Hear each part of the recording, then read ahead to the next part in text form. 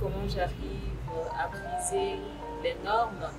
Vous savez comme moi que nous vivons dans une société où les femmes ne sont pas considérées, où les femmes ont été éduquées à rester à la cuisine et pas se battre comme les hommes pour gagner le pain quotidien ou pour avoir aussi un travail comme les hommes.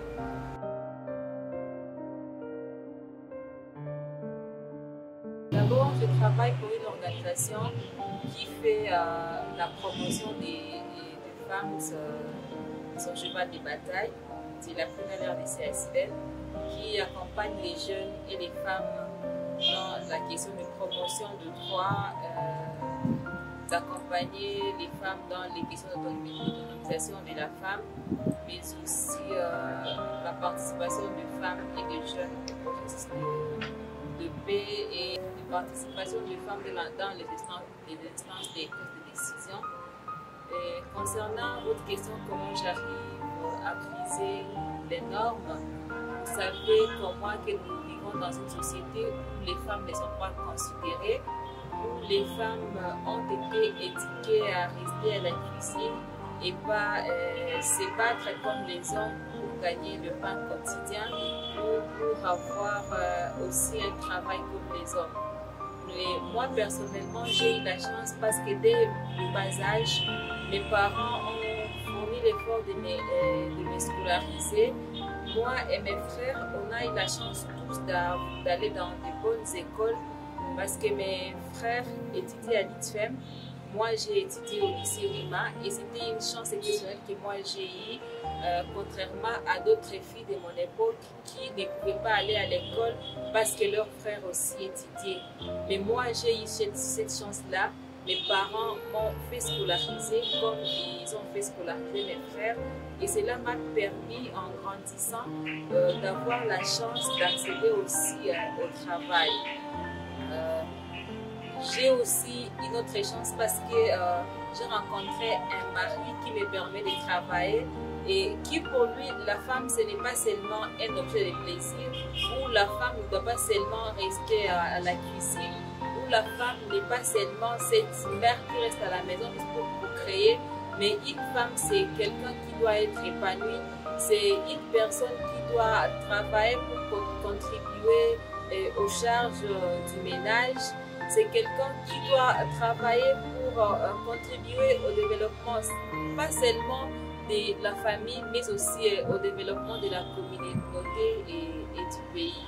Dans mon parcours de journaliste d'abord, que j'ai commencé depuis 2015, j'ai commencé dans un média où on faisait aussi la promotion des droits des femmes.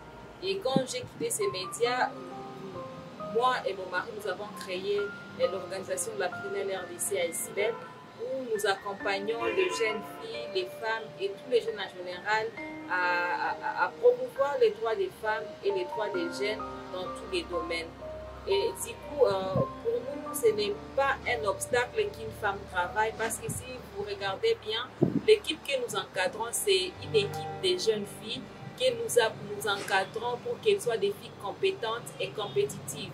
Notre rédaction du média La Prunelle, qui est l'équipe de communication de l'organisation de la Prunelle RDC ASBEL, est composée à 80% des filles. Et pour nous, les filles doivent être compétentes, doivent être formées, outillées.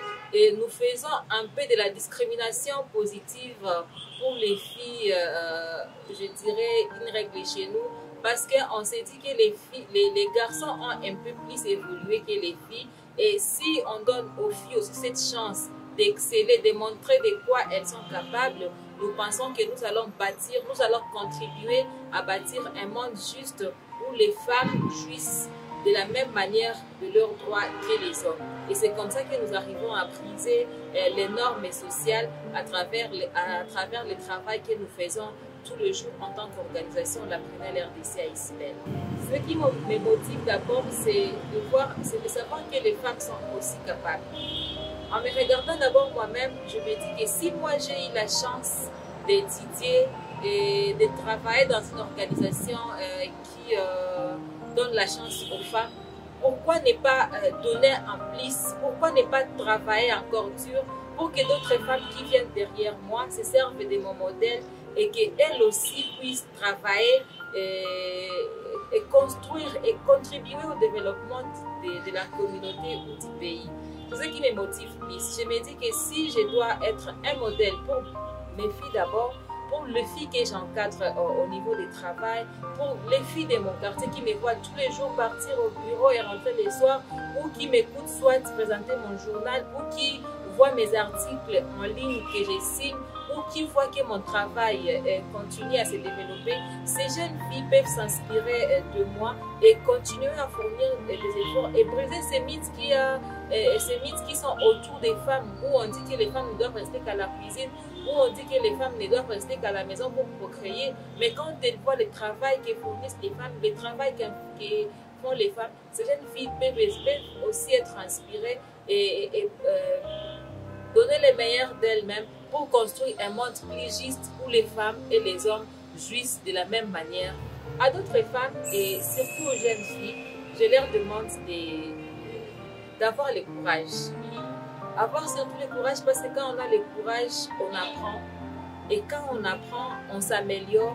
Et quand on s'améliore, on produit un travail impeccable.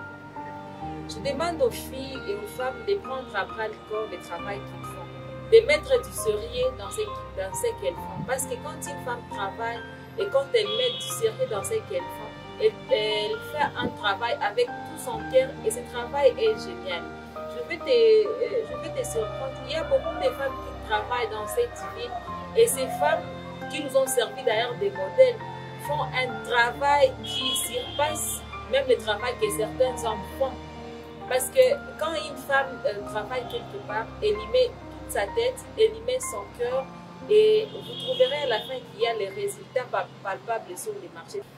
Et ça permet à ce qu'il y ait un équilibre dans la société. Lorsqu'une femme travaille à côté de son mari, lorsqu'une sœur travaille à côté de son frère, lorsqu'une femme travaille à côté de l'homme, on se rend compte que le travail va plus vite et le travail est bien fait, que lorsque l'homme travaille seul, que lorsque l'homme porte tout seul le charge, soit du ménage ou du bureau ou des travail pour le développement de la communauté. Mais lorsque les femmes et les hommes travaillent ensemble, on trouve qu'il y a un développement.